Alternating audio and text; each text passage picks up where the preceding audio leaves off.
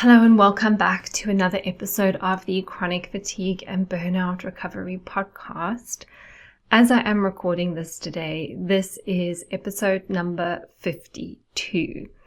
And why that feels significant to me is because that means that for a whole year, I have been recording and releasing podcasts, and therefore there is a whole year's worth of podcast information available to you to learn more about your journey with chronic fatigue, chronic illness, and burnout recovery. So I've kind of felt like I should really do something special to mark this occasion. And I was thinking about topics for a special episode, but to be honest, I just couldn't think of anything. So I just decided that I would just mark the occasion with a little bit of chit chat at the beginning of this episode today. I am actually going to be talking about viral infections and chronic fatigue today, and I'll go into that in a moment. But before I do, I just want to say how much I have enjoyed producing this podcast over the past year.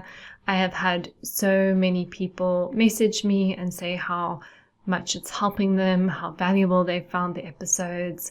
I've had a few people leave some reviews on iTunes, and that has been really great. So just really wanted to say thank you to you, the listener, for being here, for downloading, for listening, for sharing, for the messages I get about the podcast, and also just for the people who have found me through the podcast and started following me on Instagram or even become a client. I'm grateful to all of you.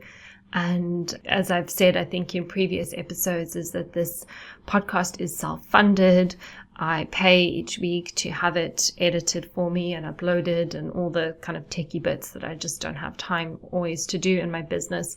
That's all paid out of my pocket. I don't have any ads or any sponsors. So it is very much self-funded, and it's done through my own passion and through my own desire to share this information with others, and also to a certain degree a sense of responsibility to share what I know, because I know that it can help other people. So just thank you for being here, because you make it worthwhile. The messages I get make it worthwhile, and your reviews also make it worthwhile. So if you haven't left a review, I think you can do that on iTunes or Spotify.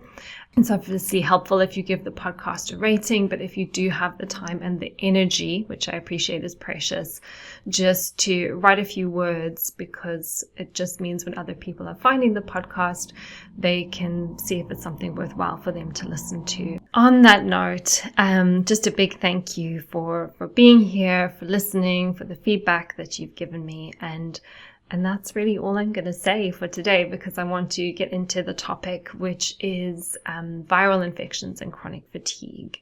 And so in this episode today, I'm going to be touching on three kind of categories of infections.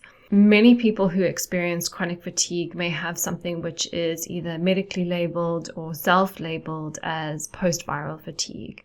So you got an infection or got a virus of some sort, and you've never felt the same since.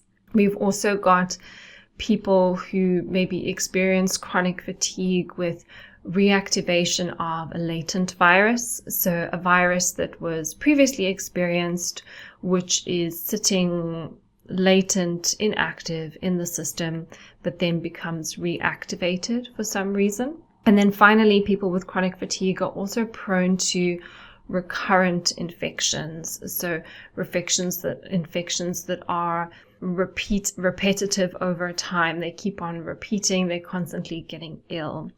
And all of these things impact the fatigue recovery journey, and it's really important we have a framework to understand them and a framework on how we support the body to work with them, because it's not just about taking antivirals, it's about so much more than that. And definitely what I'm seeing with clients that I'm taking on board is that many have maybe done some viral testing or been told they have post-viral fatigue and they're loading up on antiviral herbs and therapies, but that's like the cherry on top, and there's a lot of groundwork that needs to be done as well. And very often that groundwork isn't being done, and then the person's taking all these antivirals, they're not getting better, or maybe in some cases they're feeling worse. So hopefully this episode will give a bit of a better picture about some of the mechanisms that are involved and about what you can do to support your body, or what you can perhaps discuss with your practitioner if you've got somebody supporting your case. So we'll look a little bit at the difference between post-viral fatigue, latent virus activation, and then recurring viruses and infections. I'll also discuss testing. It's quite a controversial area to identify if a virus is something that's impacting your fatigue. Maybe you don't know yet, or you've just become unwell, or you're not sure if viruses have anything to do with your total clinical picture. And so you might be curious about testing, what to ask your doctor for, what to ask your practitioner for. Obviously, it's really difficult to do this testing and decipher it all on your own. So please don't take this podcast or any of my podcast episodes as medical advice. It's always really important that you have someone supporting you through this journey so that you can stay safe. And then finally, we'll talk about what do we do with all of this information. So you think that a virus is impacting your journey, you've done some testing, it looks like that's the case. What do we actually do with that information so that you can gain traction and move forward on your journey? So that's the structure for today. Where I will begin is just talking about the differences between post-viral fatigue, latent virus activation, and then recurring infections. So if you have experienced a virus infection and you've never felt the same since, then you may have been medically labeled or self-labeled with post-viral fatigue. Now let's look at the case of a healthy person. A healthy person may experience an infection. The immune system does what it needs to do. They may feel very ill for a week or so, and then they get better. But when someone doesn't properly recover from an acute infection, they maybe start to have this chronic fatigue or post-viral fatigue syndrome. There are three possibilities. There could have been an injury at the site of the infection, which has caused inflammation in a specific tissue or a specific organ. An example of this from recent years, which will be very familiar to you, especially if you're someone who has long COVID, is the SARS-CoV-2 virus. And so just generally, the way that viruses work is that they can bind to cell surface receptors, so receptors on the surface of the cell, and this influences what tissues the virus can infiltrate and affect. And once a virus is bound to a cell surface, then the nuclear proteins of the virus are delivered into the cell, because the cell doesn't have its own replication machinery. But if it can hijack the replication machinery of a human cell, that is one of the strategies that the virus uses to create its own replication. And in SARS-CoV-2 specifically, the spike protein is able to bind to the cell receptors known as ACE2 receptors. And ACE2 receptors are found throughout the body on multiple different organs. And therefore, these tissues are susceptible to temporary or permanent damage due to the viral infection. So as an example, there are ACE2 receptors on the heart, there are ACE2 receptors on the lungs, there are ACE2 receptors on the brain, the pancreas, the spleen, the liver, and blood vessels, just to name a few. So for whatever reason, the spike protein can bind to the ACE2 receptors on these specific organs, and that can be one of the mechanisms responsible for producing some of the symptoms of long COVID. For example, chest pain or brain fog or fatigue or sleep disturbances or changes in mood or neurological symptoms.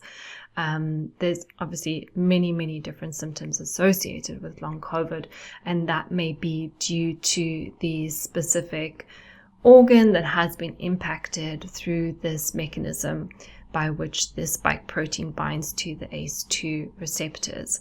So that is an example of how a viral infection can create specific damage to a specific organ or a specific system. But that's not the only possibility. Sometimes there can also be an activation of pre-existing inflammation, which may cause systemic inflammation throughout the body. And so this is where, if there was already some inflammatory situation or some inflammatory condition, and then the virus comes along, the immune system responds to the virus, there's a large systemic inflammation as a consequence of the virus being in the body. But this can then start to agitate or aggravate already existing, pre-existing inflammation, that is pre-existing inflammation in the brain. For example, maybe you hit your head, you had a brain injury, you didn't really know that your brain was inflamed, or it was inflamed to a manageable level, and then the viral infection comes in, there's a large systemic inflammation in the brain that turns on the glial cells in the brain immune system essentially, and now you start to experience cognitive symptoms. And it wasn't necessarily the virus per se that did all of the damage. The body was already primed for damage, and then the viral infection just tipped everything over the edge.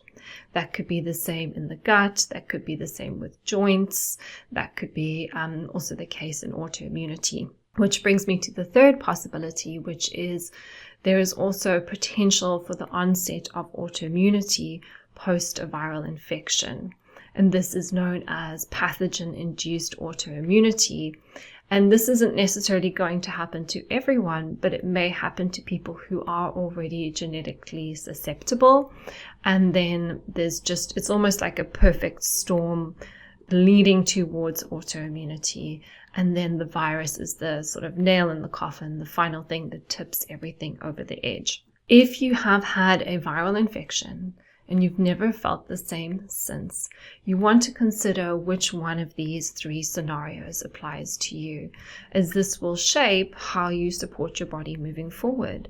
If a viral infection triggered autoimmunity for you, that's a very different support strategy compared to if the viral infection created a site-specific inflammation and now you're having problems with your brain or your lungs or a specific organ or a specific system. What's really important to highlight here is that in most cases, there's no longer an active infection. The infection has been, it's gone, the immune system has tried to fight it, and in doing so, a large amount of damage or change has been created in the body. So in this type of situation, it's not about taking herbs or antiviral supplements. It's very much about establishing what are the mechanisms that are still active here. The immune system did its job. It came in, it tried to get rid of the infection, but in doing so, it created a lot of damage, and there may be ongoing inflammation happening in the body. What does the body need now so that it can resolve that inflammation and bring you back to a better state of health? So that is the first example. That is the first thing I wanted to cover, which is post-viral fatigue syndrome. We must remember that the virus has been, it's gone, it's no longer active, but what does the body need now to bring it back to a healthy balance? The next thing I wanted to touch on is recurring latent infections. So recurring latent infections are infections that a healthy immune system can keep in check. When the immune system is working well, when it's doing its job to the best of its abilities, these latent infections shouldn't be a problem. However, in moments of immune weakness and compromise, the host's immune system may no longer be able to keep the infection in check in its latent state, and this is when the latent infection may opportunistically reactivate. Classic example of this, which most people are probably familiar with, is the herpes zoster virus, which is responsible for varicella, also known as the chickenpox. So many children have chickenpox. Children all over the world have chickenpox. Most children have chickenpox. But when this virus reactivates later in life, we call it shingles. And this is a classic example of We've had the virus, the chickenpox virus. The virus is latent in the system, but now for some reason the immune system has become compromised and it re-manifests, it reactivates as shingles. So clinically, latent viruses reactivate when someone is severely immunocompromised. And there could be many reasons why somebody may be immunocompromised. It could be due to stress. It could be due to imbalances within the microbiome. And then we have to think about why that might be: diet, lifestyle, stress, drugs, alcohol. Could be due to nutrient deficiencies, poor intake of protein and fat, hormonal imbalances, inadequate sleep, chemical pollutants, or perhaps other infections which are wearing down the system, like parasites or mold, probably being the big ones here. So when someone has a recurring latent infection, then it might be tempting to tackle the virus specifically to improve the symptoms. And this is where, someone may take some herbs or antivirals because we're thinking, kill, kill, kill, get rid of that virus, kill the virus. But actually, we need to think about the bigger picture, which is, why is this person's immune system so compromised that it can't keep this virus in check? Because there's many people out there who've had chickenpox, there's many people out there who've had EBV or cytomegalovirus. Most people have had all of these viruses. That's why when you test them, most people will test positive for these viruses. But why did this person's immune system allow it to reactivate? So that is the question we should be asking. And here is an example, just what I see in clinical practice when I'm taking over cases, is that there's been a lot of viral testing. Maybe for whatever reason, the person's immune system is looking compromised. There's a sign that maybe there is some ongoing infection. And then the individual has done loads and loads of testing. It's like, let's find out what this infection is. Is it EBV? Is it herpes zoster? Is it cytomegalovirus? What is the virus? What is the thing that is affecting this person's immune system? And actually, knowing exactly what it is when we're looking at viruses, I don't actually think that clinically that's very useful. Perhaps it could be, but if we know it's probably a virus, we don't necessarily need to determine which one. The question we want to be asking, the most powerful question, is, what does this immune system need? Who is the person in front of me? How are they presenting? How are their stress levels? Do they have nutrient deficiencies? What's their protein and fat intake like? Are they sleeping? Do they have other infections like parasites and mold? I do think it's important to rule those ones out. But what are the contributing factors to this person's immune function? And then how do we support the person's immune function instead of going on a witch hunt for a virus? So that hopefully helps you understand the latent viruses a little bit better. Then the final category is just recurrent viral infections, which are essentially just repeated infections. This is somebody who's just falling ill all the time. And obviously when we're trying to recover from chronic fatigue, but then we're constantly having these setbacks because we're getting knocked back by a virus, it's really difficult for us to get traction on moving forward. So these viral infections could just be like the flu. It could be recurrent COVID infections, rhinovirus, which is the common cold or sinusitis or bronchitis, adenovirus, which is conjunctivitis or upper respiratory infections, bronchitis, the norovirus, so stomach flu, rotavirus, diarrhea, parainfluenza virus, which is sinusitis, and then gastroenteritis or otitis media. So all of these different infections, maybe you're getting some of them, maybe you're getting the same one again and again, maybe you're experiencing all of these and just rotating between the two, or rotating between all of them. So whatever is going on, please know it's absolutely okay to get ill from time to time. Most people, even healthy people, get infections.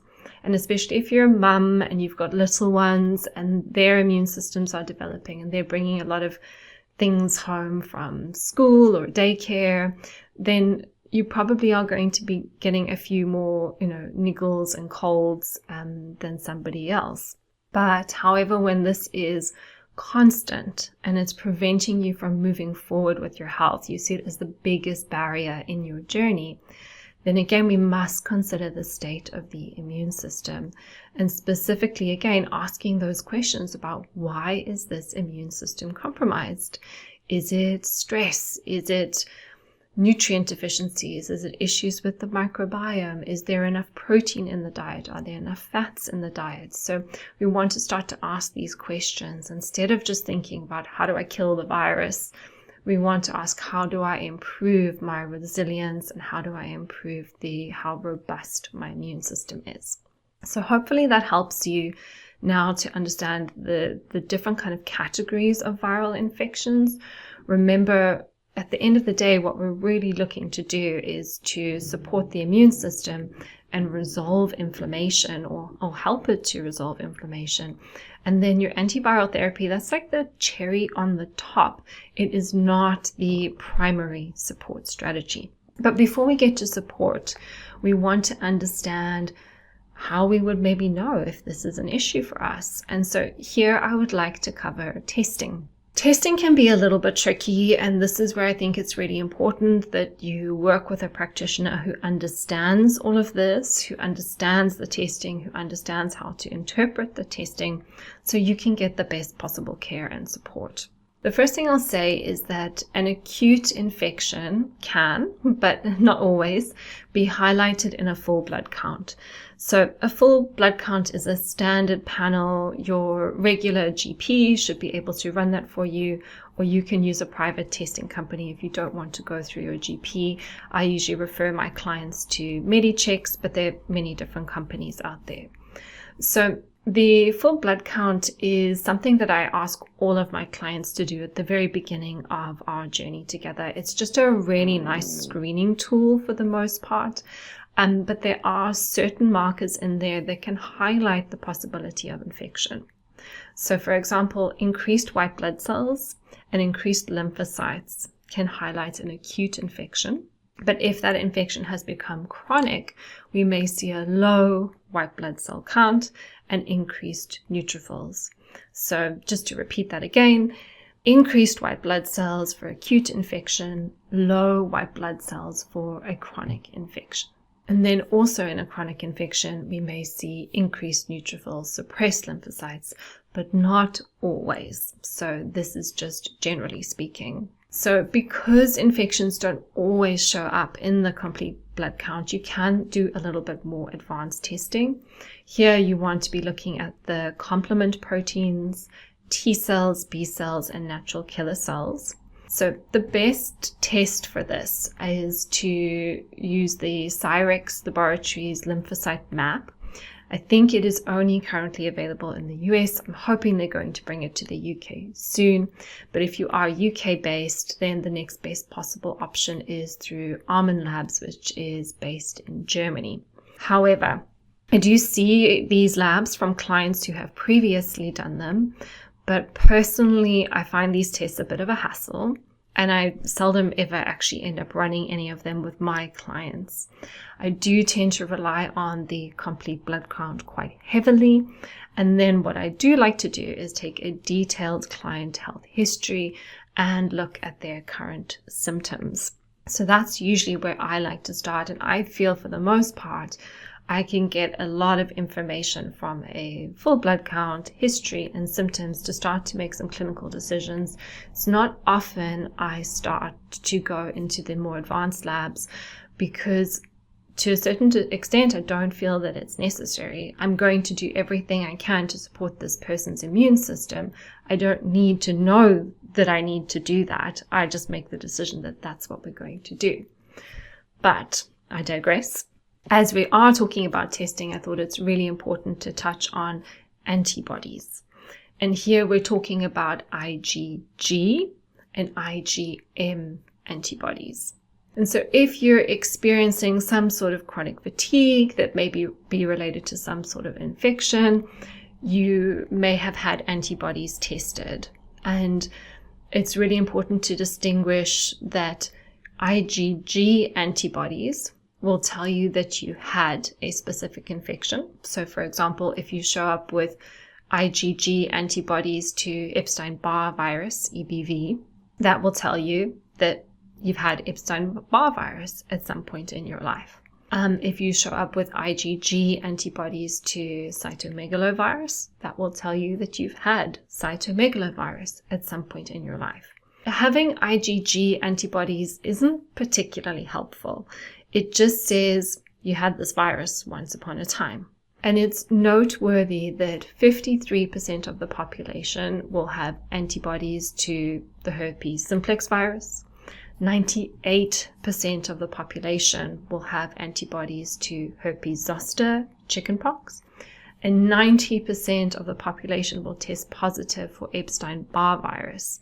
So just knowing that once upon a time you had a virus is not really enough information, or it's not really that useful to know in terms of making clinical decisions or in terms of understanding, is this a problem for you now? However, if you test positive for IgM antibodies, that can suggest the reactivation of a latent virus.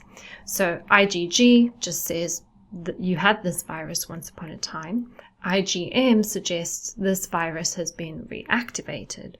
And therefore we know if a virus has been reactivated or if it's active, we want to support the immune system. And so this is where I would say that, yes, maybe this testing could be helpful, but for the most part, when I'm working with someone on their fatigue recovery, irrespective of whether or not they have a viral load, I'm probably going to be doing all the things that would support their immune system anyway. So do I need to put this person through rigorous testing and the hassle of blood draws and international shipping and all those things just to do the same things I would probably do if we didn't have the test results? Obviously, every case is different, and there are situations where I may want to dig deeper and I may want to do more testing. There's nuance to every case, and chronic illness is complex. But for the most part, I don't do a lot of this viral testing in my practice. I do work with it because clients come to me from other practitioners where it's already been done, but it's not something that I advocate for as a priority in my practice. Just in terms of what I'm doing a lot of at the moment, the thing I'm doing the most is stool testing, because what's going on in the gut can be a huge influential factor on what's happening with the immune system. Anyway, little tangent there, but just one more thing to mention. In the full blood count, you will get monocytes, which is one of the markers, and an elevation in monocytes greater than 7% can indicate a reactivation of the herpes virus. So again, we don't necessarily have to do the IgM antibodies, but if we are seeing elevated monocytes, we want to think, okay, there's something going on here. It's also important to note that monocytes can be elevated for other reasons. So usually it's an elevation in monocytes in conjunction with fever, fatigue, sore throat, and muscle aches. So we've talked about the different types of infections, and we've talked about testing. What we haven't talked about yet is autoimmunity, because one of the three possibilities that I mentioned, if you've had a virus and you've never felt the same since, is the activation of autoimmunity due to the viral infection. In some cases, we may want to consider testing for autoimmunity. And the most accessible marker for autoimmunity is anti-nuclear antibodies, ANA. And this is something that a lot of doctors will do. However, it is important to note that although ANA may help to facilitate a diagnosis of some autoimmune conditions, it may not be able to identify and rule out all types of autoimmunity. So testing negative for ANA does not necessarily rule autoimmunity out.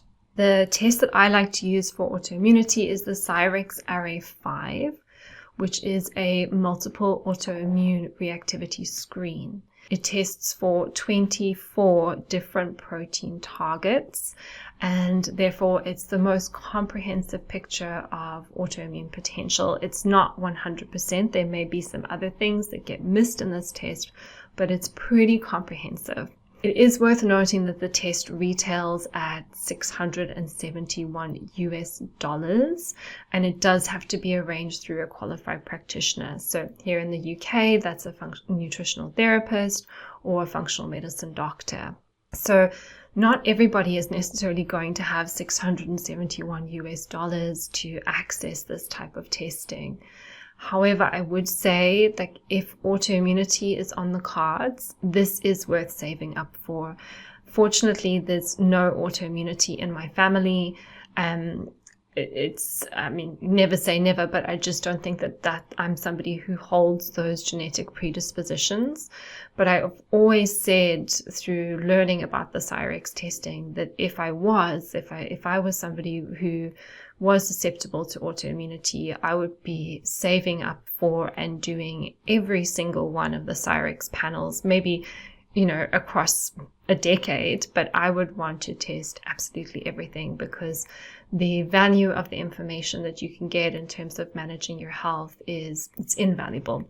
So if you have got some weird and wacky symptoms and you've tried loads of things and nothing is helping you, and you haven't really conclusively ruled out autoimmunity, I think it would be something really great to do. I appreciate it's not very easily accessible, and that is, unfortunately, there's nothing I can do to change that. It is the system that we live in where healthcare is just really expensive, but getting to the bottom of it could be something that really helps you and helps your case.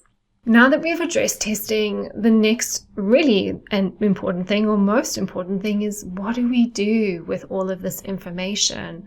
We've identified it's either post-viral fatigue, or it's a recurring latent infection, or just recurrent infections. We've done the testing, we kind of know where we're at with things, but what do we do now? And so here, and I've touched on this a few times already, is that just talking about this idea that antiviral therapies are commonly recommended as part of a fatigue recovery support plan, but they are the cherry on top. Therefore, we want to consider, in the case of a post-viral fatigue, the infection may be long gone, and therefore we may need to consider what the body needs support with now. What organ system has been impacted? What is the mechanism of the impact? And has there been some autoimmunity which has been induced? If that, when we're thinking about all of these things, antiviral therapy is not going to be very helpful in this case. When we've got recurrent infections or latent infections which have been reactivated, then the host is most likely going to be immune compromised. And therefore we need a well-rounded immune support plan with antivirals as the cherry on the top. So where I'll go into with this is to talk about how we support those who are immune compromised. And I've kind of touched on these already. And really how we support somebody who is immune compromised is how I would go about supporting anybody who walks through my door who has chronic fatigue, whether I know they have immune compromise or not. Actually, the strategies are all the same. And I've touched on this in previous podcasts, is often we think that this is a chronic illness. I must be really, really ill, and therefore I must need really, really complicated interventions and sophisticated supplement plans and sophisticated testing. And that is really not the case. Fatigue recovery is built on basic foundations, and these basic foundations do not have to be sophisticated or fancy or very expensive. So the basic foundations are, very, very first one is sleep. You must be sleeping. And I appreciate that that is easier said than done. And sometimes there's a whole network of things we need to address to actually get someone sleeping. And it's goes beyond the scope of this particular podcast episode to talk about all of those things. But if I've got a client who's not sleeping, we will do everything to get them to sleep. And that might be looking at their blood sugar, looking at their morning light exposure, looking at their nervous system, looking at things like histamine. There's so many different things that could impact sleep, but we need to get somebody who is immune compromised sleeping. So I appreciate it's easier said than done, but we need to get people sleeping. The next thing is we need to stabilize blood sugar. When your blood sugar is going too high or too low, that's not going to be good for your health. That's not going to be good for your immune system. And again, I've got a whole episode on blood sugar, so you can listen to that. I've also talked about the ketogenic diet, so you can listen to that.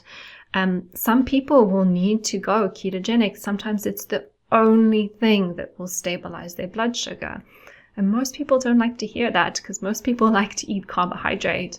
But it was something I had to do in my own journey. There was nothing except going ketogenic that would help to stabilize my blood sugar.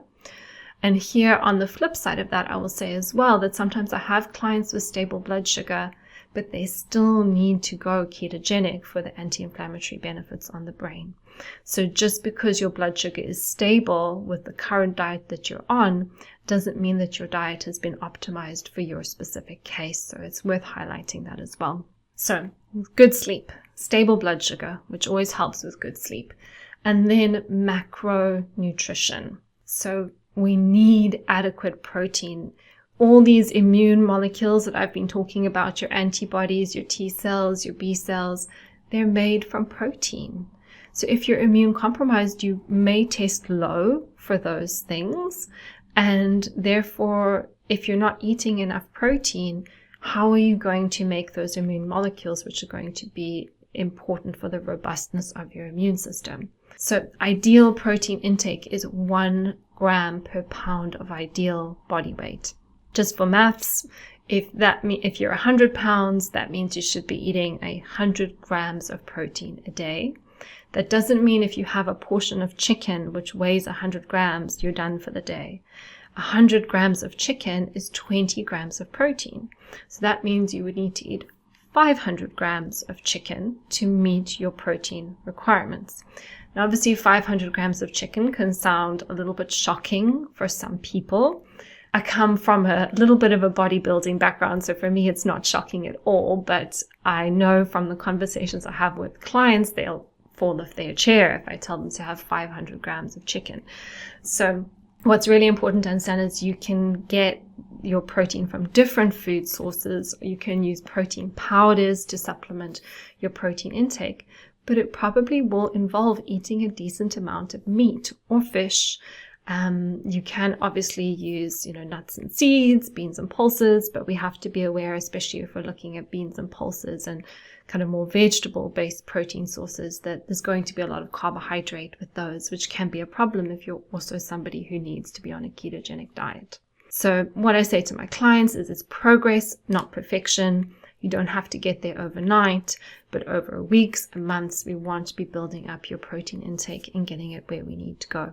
The next part of macronutrition is essential fatty acids. Essential fatty acids also make immune molecules, especially those that help to complete the immune response. So when there has been a big inflammatory immune response to fight some sort of infection, if we don't have the essential fatty acids to then turn off the immune response, then it can perpetuate and create systemic inflammation. So we need good quality fats in the diet, specifically omega-3 from oily fish or algae, flaxseed, chia seeds, walnuts, leafy greens. But I'm seeing a lot of my clients on low protein, low fat diets, and that is just not going to fly when we're looking at somebody who is immune compromised. Then once we've got those macronutrients in place, we've got the stable blood sugar, we're sleeping, then we can drill down into micronutrition. So specifically here for the immune system, it's vitamins A, D, E, and K, iron, copper, zinc, B vitamins, and vitamin C. So I really like to use the Nutrival, which is a blood and urine test by Genova Diagnostic. It is another pricey one, but if that's out of your budget, we can get a little bit of information about vitamin B from a full blood count. We can get a little bit of information about iron and vitamin D from your regular doctor's test, and we can look at just food sources of these nutrients and just making sure that there's enough coming into the body. But then we also need to think about digestion, because we know that the microbiome is really important in terms of how it sends signals to the immune system. And if digestion is compromised, we can be eating all this beautiful protein and all this beautiful fat and taking these lovely nutritional supplements, but if we can't digest, absorb, and assimilate them, that's going to be an issue. And so this is one of the reasons why the stool test is one of the tests I recommend the most for clients, because we can get more information about what's going on in the gut. We can get more information about how we are possibly digesting, absorbing our nutrients in our food. And that's a big part of restoring the health of the immune system as well. Then 2 other things which I would also put on the basics list would be optimal movement. Obviously, exercise is a tricky one when it comes to chronic fatigue. I've got this post on Instagram at the moment, which is a summary of a blog I wrote on how to exercise if you have chronic fatigue. And I get so many haters on that post saying, you shouldn't exercise if you've got fatigue, you're harming people. It's very stressful actually getting all these nasty comments all the time on my social media. But at the end of the day, you need to move your body. It doesn't mean it has to be exercise, but wherever you are in your journey, whatever your capacity is, you've got to find some way to move. And that's just not something that I made up, and that's just not something from, my own personal experience that I think is validated. It's really coming from, my mentors, some people who are doing the most incredible work in the world in this field, who say you need to move. And it's going to be hard, and you're going to probably do too much, and it's going to be trial and error to find out what your unique capacity is, but you need to move. And I have various resources on that. There's a podcast on how to exercise with chronic fatigue and how to increase your exercise tolerance with chronic fatigue.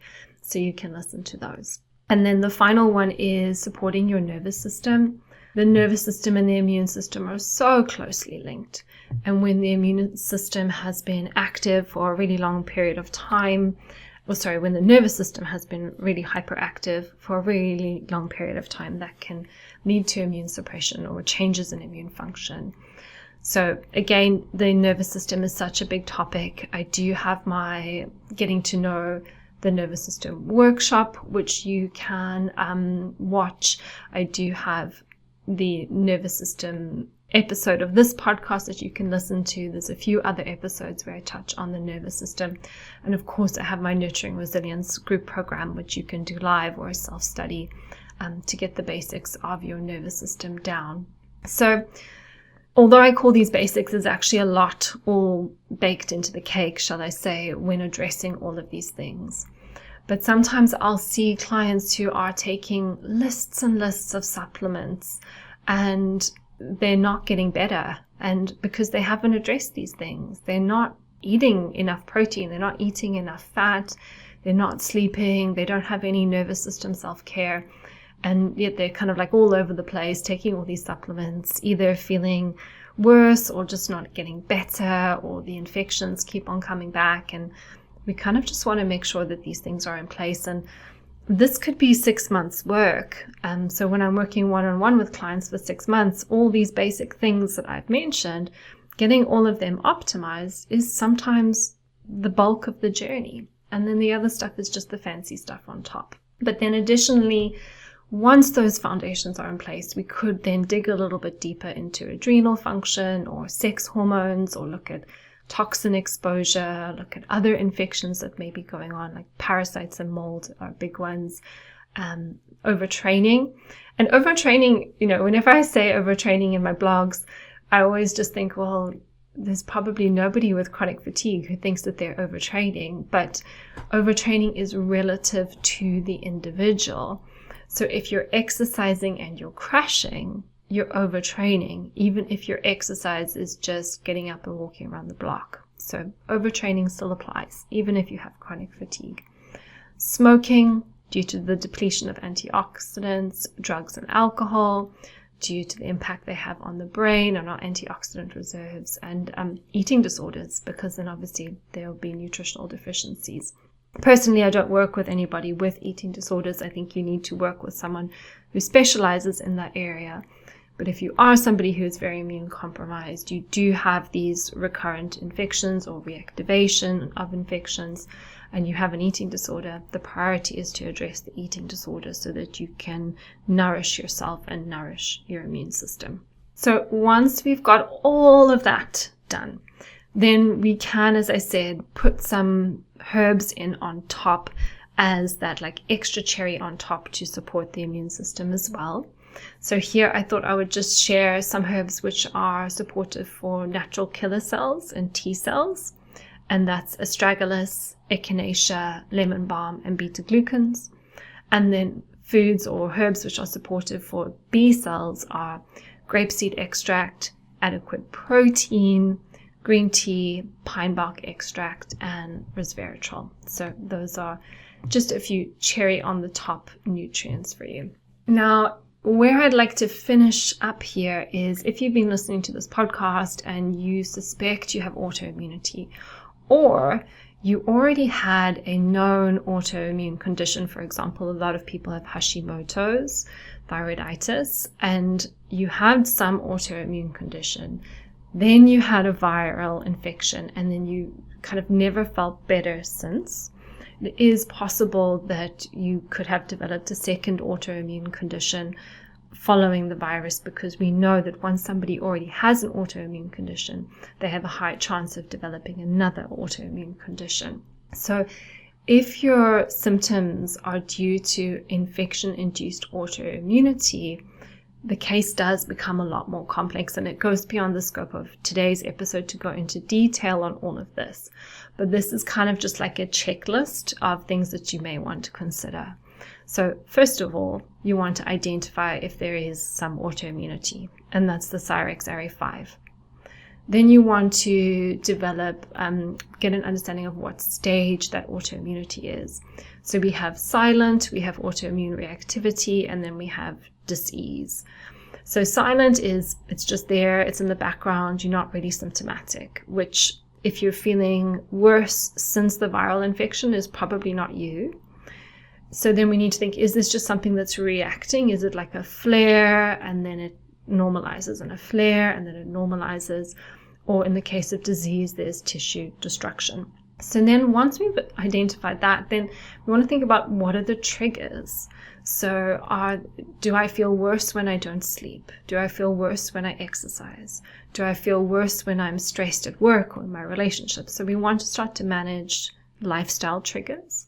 Then we want to identify protein triggers. So this is where people may react to gluten or dairy or nightshades or lectins or gluten cross-reactive foods, or even insulin surges, which is why blood sugar is important. And so this is where we can use elimination diets to kind of, you cut out these foods, you see if you feel better, or you can also use Cyrex testing to get a little bit more data. They have food-specific panels as well. There can also be chemical triggers. They can also be pathogen triggers, so viruses, bacteria, mold. Here is where testing can be helpful to dig a bit deeper into this, and this is where Cyrex has panels for these specific things, chemicals and pathogens. And that's why I said if I was someone with an autoimmune condition, I would be working my way through the Cyrex tests, because there's so many different things that we can test for, and just kind of ruling each one out one at a time in your own time according to your budget can be very, very useful. Then we also have to think about supporting the immune system, because when somebody has autoimmunity, they've lost their immune tolerance. So here we need to think about, well, why did the immune system lose tolerance? And what can we do now to help the immune system become more tolerant? And there's lots of different things we can do here, but a big one is going to be addressing digestive health. And then we also need to just work or consider you as an individual, what helps you to manage and recover from your flares. And for a lot of people, it's probably going to be things like good sleep, good diet, good amounts of exercise, healthy relationships, and lots and lots and lots and lots of nervous system support. So it's a complicated topic, but my goal for today was to make something that's complicated actually simple. I think, there's so much misinformation, or it's hard to find good information when you are somebody who is experiencing a chronic illness like chronic fatigue syndrome. And I think then there can be this like everything is a mystery, everything sounds really complicated. And again, because you're so sick and the doctors can't help you, there must be these like magical things that you just don't know about that will help. And that's actually not the case at all. What I really would love you to take away from this episode is that it comes back to basic foundations again and again and again and again. And when I'm working with clients, for the most part, even when they have worked with other practitioners and they're not getting results, they're just still not doing the basics properly. And I think I've shared already, like one of my clients said, I can't believe I'm paying you all this money to tell me to like sleep and eat well. And I'm like, yes, but these are the things you need to do. And sometimes we need that reminder. So I hope you have enjoyed this episode. If you have enjoyed it or you found it useful, as always, please share through your social media channels with your chronic illness community. If there's anybody you think may benefit from this episode, I really appreciate if you could share it with them.